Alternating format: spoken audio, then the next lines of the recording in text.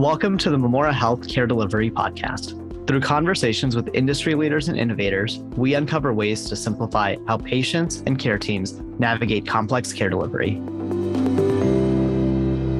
Hi, everyone. This is Dr. Jamie Colbert, Chief Medical Officer of Memora Health and host of the Care Delivery Podcast. I'm joined today by Dr. Eduardo Hariton, who is an REI physician and serves as the VP of Strategic Initiatives, as well as Managing Director of Innovation Fund at US Fertility. To get us started, why don't you just tell us a little bit, Eduardo, about your career journey? How did you get to be where you are today, overseeing innovation and strategic initiatives for this large fertility organization? Thank you, Jamie, and thanks very much for inviting me and having me here. I started my career as most med students. I wanted to take care of patients and help people.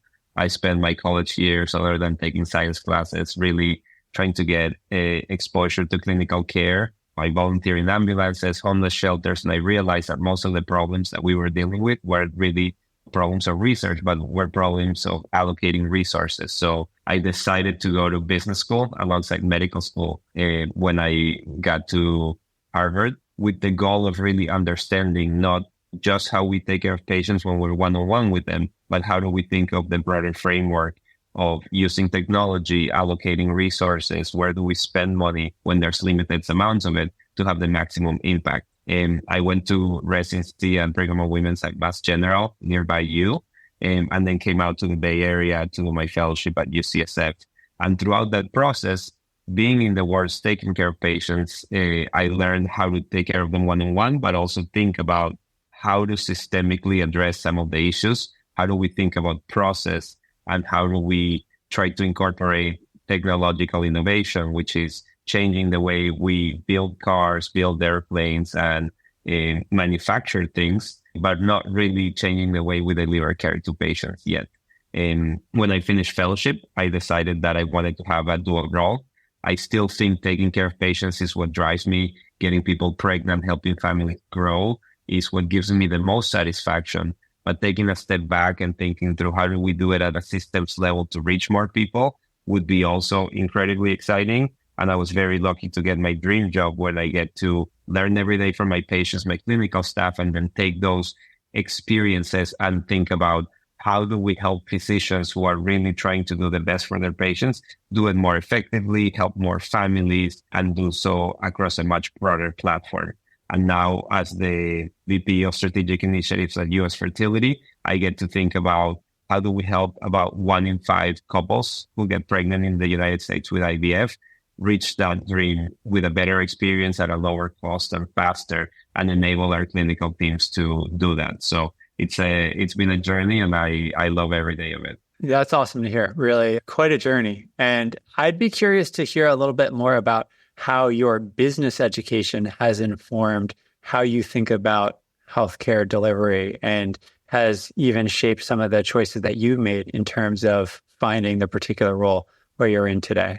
That's a great question. Taking you back to how my business education happened, Harvard Business School, the way that you learn is you learn through the case method. So you're not sitting in a lecture room like we did in med school, learning about genetics and biochemistry. You are in a classroom with 90 to 95 people. You read a 10 to 15 page case about a situation, worker struggling with how to grow his business, or CEO of a company deciding if they want to go into healthy snacks instead of the traditional thing they're selling. And you get to debate this with 94 people that come from different countries, different backgrounds, different political leanings. And you get to talk about once in every 2 to 3 classes, but it's mostly active listening. And it's really understanding, how do people think about a problem? How do you move through from framing that problem to a solution? And the lovely thing is, it's not just healthcare. It is a national bank trying to decide on interest rates, or a low-level employee trying to get a promotion. And you really get to put yourself in 400 to 500 different seats in different areas over a period of 2 years to really grow your mindset. I think one of the most unique things about going to business school is that I came from the med school environment where most people would agree healthcare is a human right. We want to expand access, So there's this kind of group things, and it's all very smart people tackling the same problem in different ways. But when you go to the business school, not everybody agrees that healthcare is a human right or that the government should pay for it. There's Democrats, Republicans, libertarians. There's people that have had experiences in different countries. So the pace of learning is much higher. And I don't think I talked about any of the problems that I face today in healthcare, but I definitely got glasses where I can look at a problem and think back to, oh, I remember that factory, or I remember this vice president of so-and-so problem. And it helps me look at healthcare with a different mindset. And it gives me the ability to think outside the box a little bit more than I think I would have with just the traditional medical training. Yeah, it sounds like it was a great introduction to just problem solving and helping you to think creatively about how to optimize systems and how to improve how we are delivering care or how we're interacting with patients. And it must have been quite a toolkit, right, in a sense, right, that you were able to tap into from that education that I'm sure has served you quite well since then.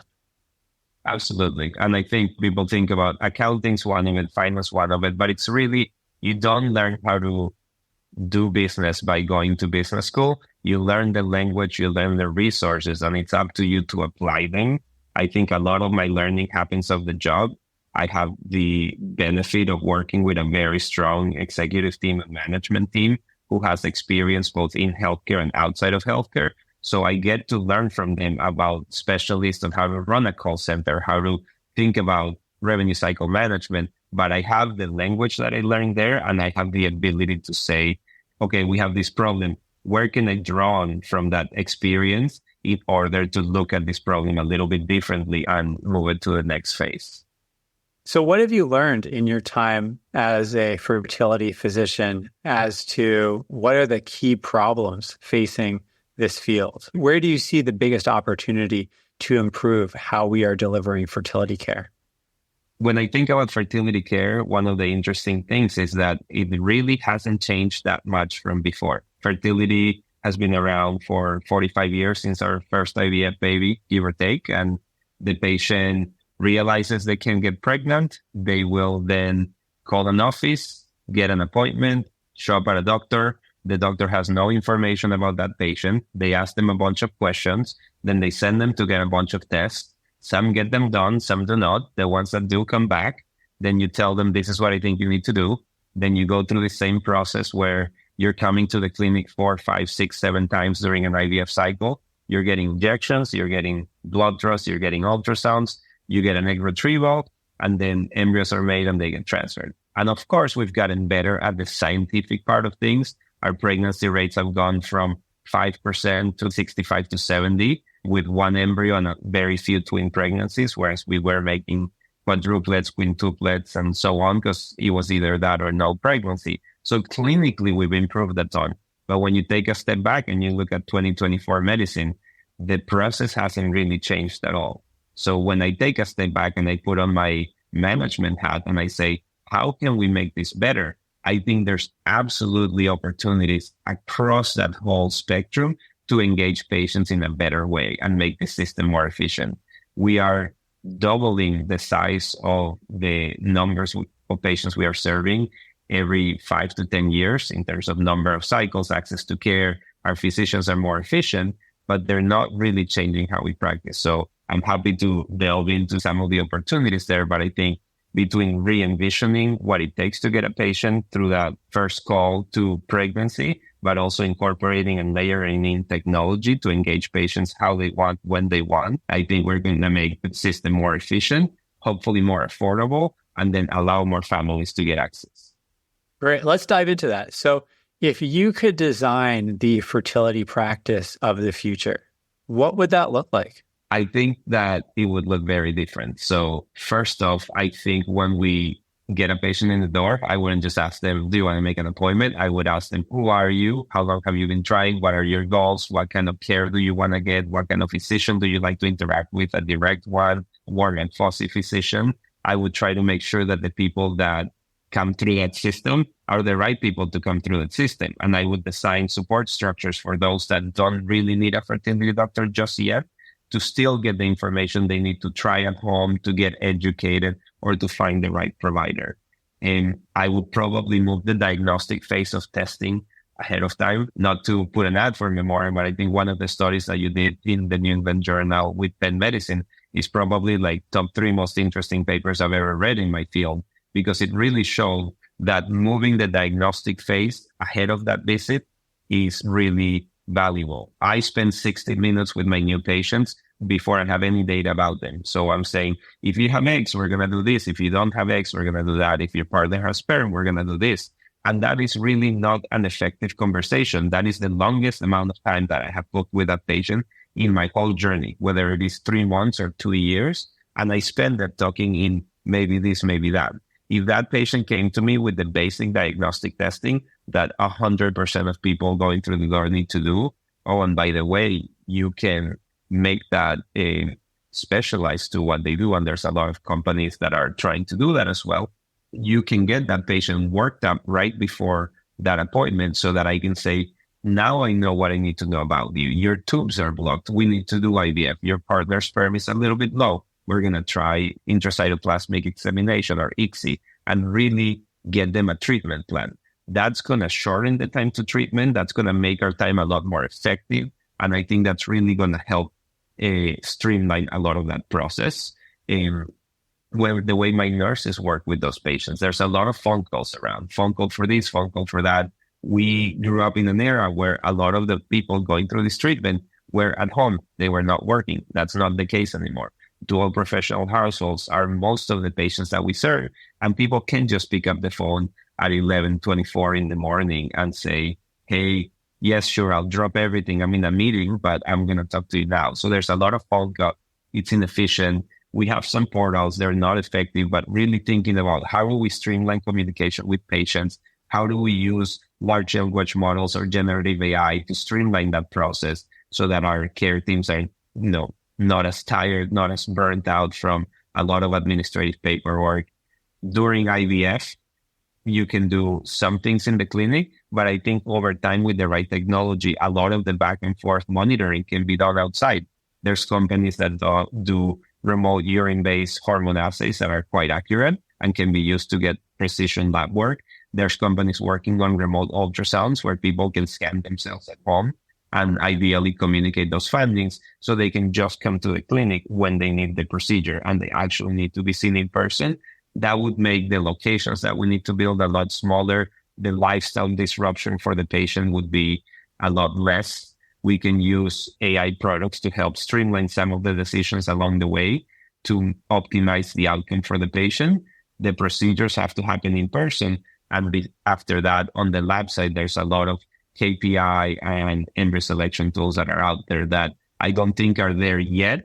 But when I take a step back, I look at the rate of progress and I imagine if you had to start the system from scratch, how would you do this to deliver the best care possible? A lot of these solutions will help drive improvements in how we take care of patients and how many resources we have to spend.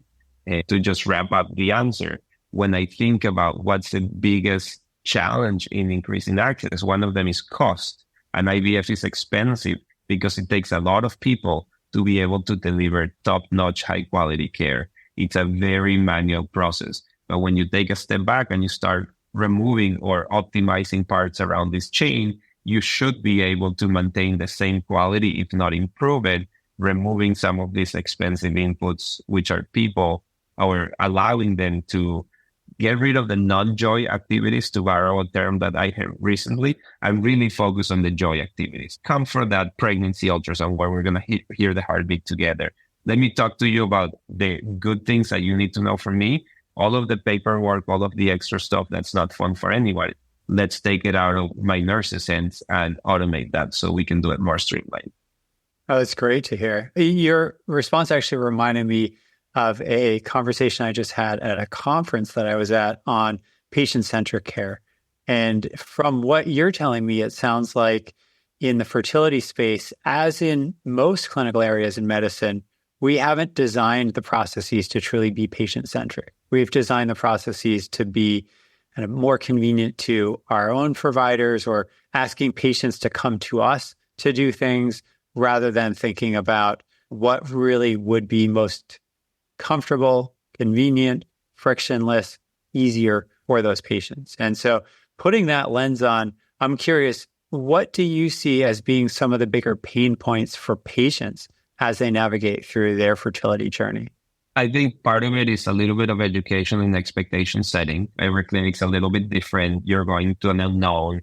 This is not the fun way to have a family. This is often like people don't want to be here. So you're very vulnerable. You're coming in. You don't understand the process. There's a lot of steps. It's very complicated and you feel overwhelmed. I think really getting a good sense of what that looks like is a challenge. I think the cost is definitely a challenge. You're coming in multiple times. A lot of people travel for work and people have kids, childcare issues.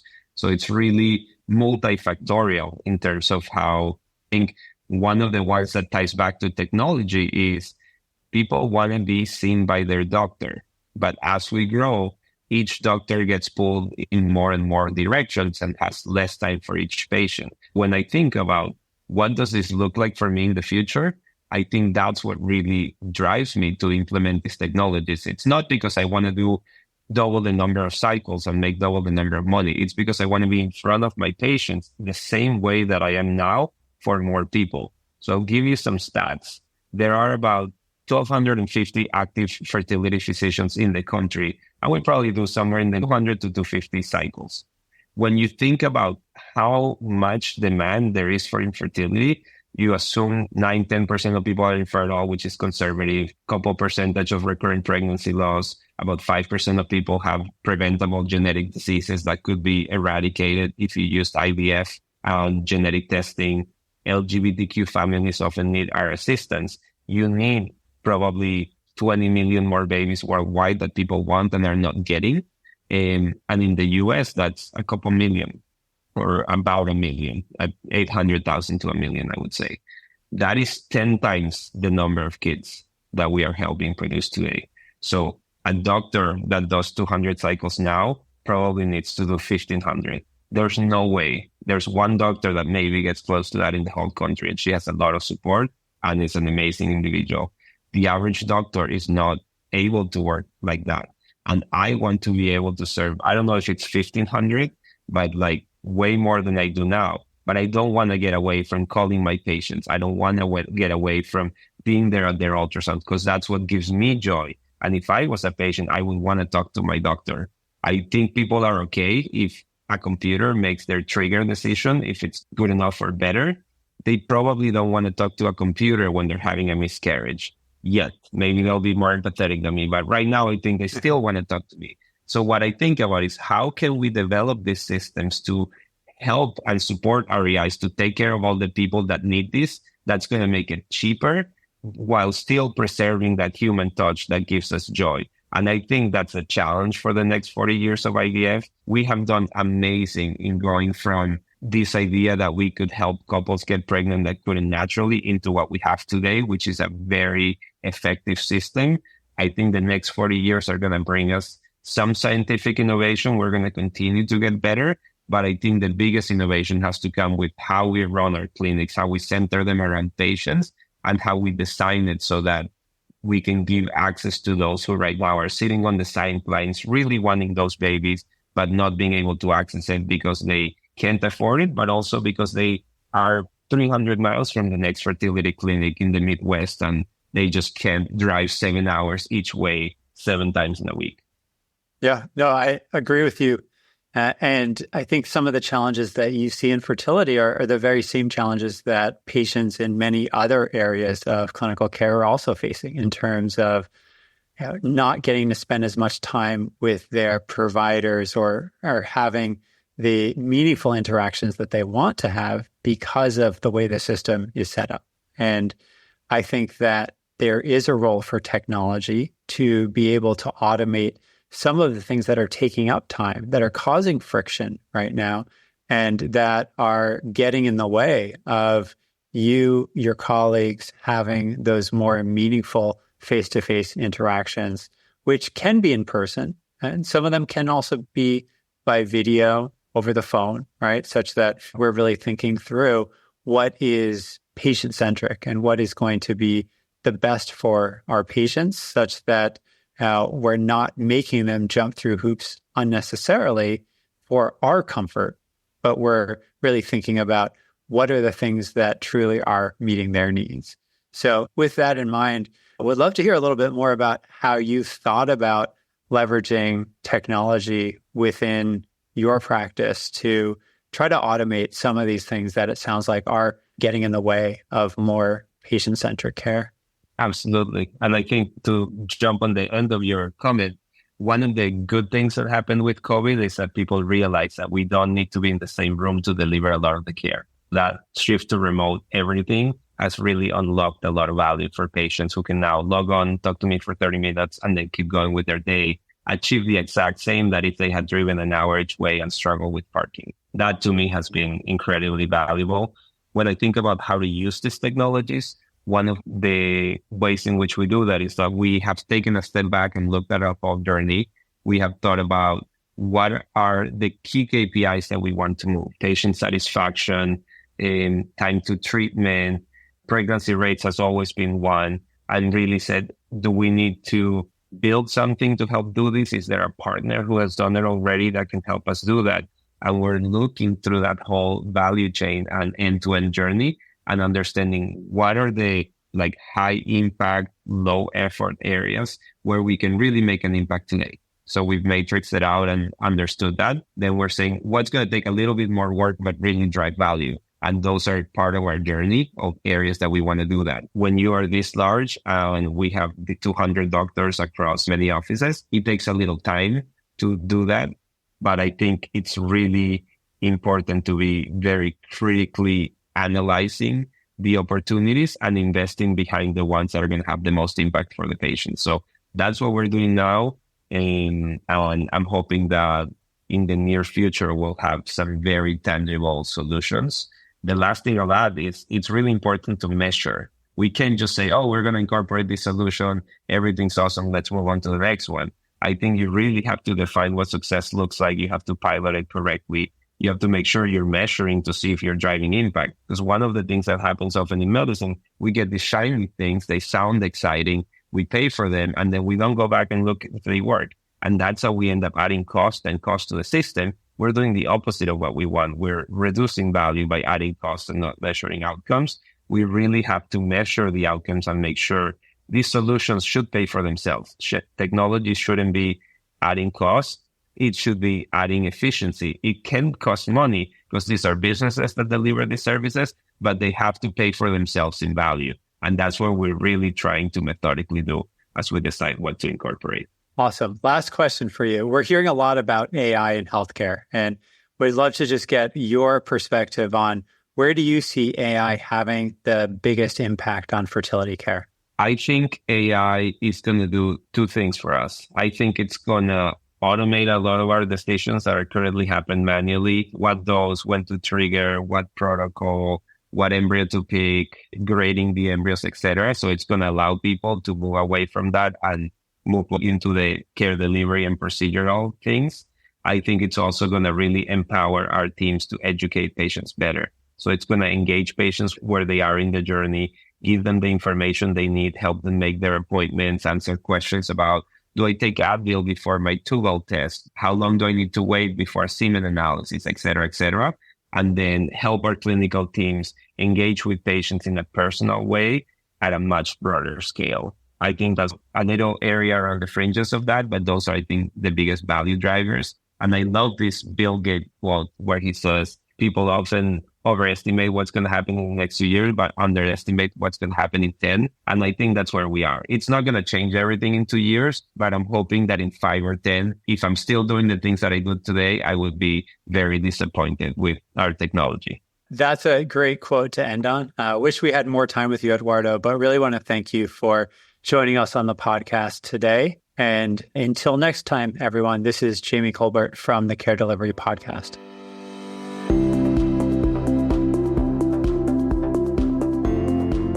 Thanks for listening to the Memora Health Care Delivery Podcast. For more ideas on simplifying complex care for care teams and patients, visit memorahealth.com.